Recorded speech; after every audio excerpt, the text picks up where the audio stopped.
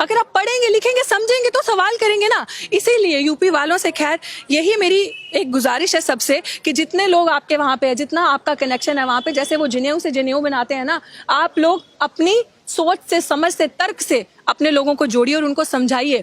आज दिल्ली से खत्म हुई है ना ये सरकार बड़ी जल्दी यूपी से भी जाएगी। झारखंड से गई ना, तो हमारे ही हाथ में है। 1 वोट 1 वैल्यू, बाबा साहिब ने समझाया था।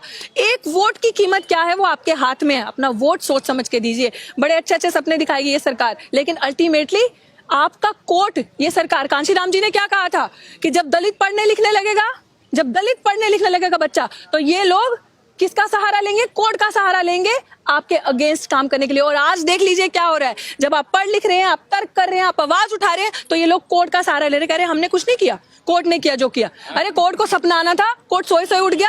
और कोर्ट में भी कौन है? इन्हीं के लोग हैं। कोर्ट में जो है इन्हीं के लोग हैं। तो जब सब जगह वकील, अजय जजेस जो है वो पहले ही आपके खिलाफ हैं। जज तो चाहता है आप कुछ लेकर आए, आपके अगेंस्ट फैसला लें। जो जज है वो ऑलरेडी आपके, क्योंकि सब मनुवादी विचारधारा के, वो हिंदुस्तान का, बाबा साहिब का संविधान पढ़ के नहीं आते कोर्ट में। वो कसम जरूर खाते, लेकिन रोज मनु का संविधान पढ़ के वो कोर्ट के अंदर आते हैं। तो वो आपके खिलाफ है। इसलिए बड़ा जरूरी है पढ़ना, अपने लोगों को आगे लेकर आना। आपके लोग, आप में से वकील बने, जज बने, जब आपके लोग सामने आएंगे तो सवाल करेंगे और ऐसी सरकार को हराएंगे। आप जो काम आप नहीं कर सकते वो सरकार से करवाते हैं। फिर गृह मंत्री जी कहते हैं, क्या कहते हैं कि सुप्रीम कोर्ट का फैसले का सब सम्मान करेंगे। कैसे सम्मान करेंगे सुप्रीम कोर्ट के फैसले का? आप आके हमारा कत्ल पे कत्ल करते जाएंगे, हमें क्रोनोलॉजी समझाते जाएंगे, और हम क्रोनोलॉजी समझ के, क्रोनोलॉजी वो वाली क्रोनोलॉजी नहीं, क्रोनोलॉजी वो वाली जो दलितों पे वार है, जो दलितों पे, आदिवासियों पे वार है। आप हमारी यूनिवर्सिटी का निजीकरण कर रहे हैं, प्राइवेट कर रहे हैं।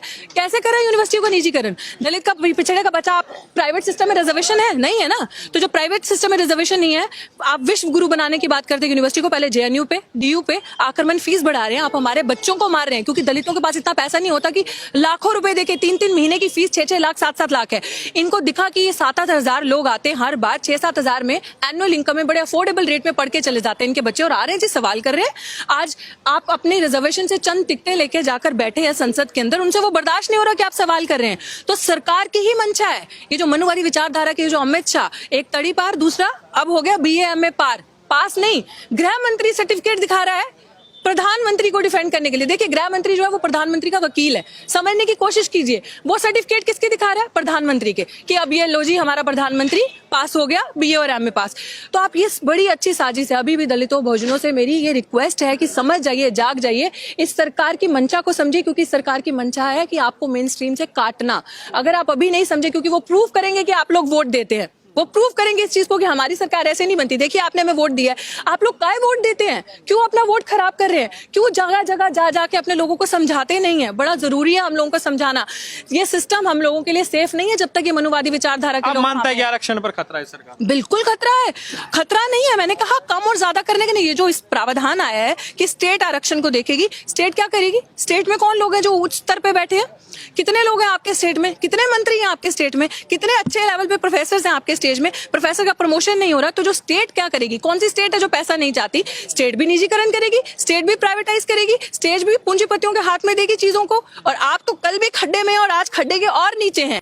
तो ये मनुवादी विचारधारा, ये जो RSS के वहां से आता है ना, जो मनु का संविधान, ये पूरे देश में उस संविधान को लाना चाहते हैं। और ये रिजर्वेशन को इसी तरह से ताड़ ताड़ करके एक एक पन्ना भारत के संविधान का खत्म करेंगे। अगर हम आज भी नहीं समझे तो फिर हम कभी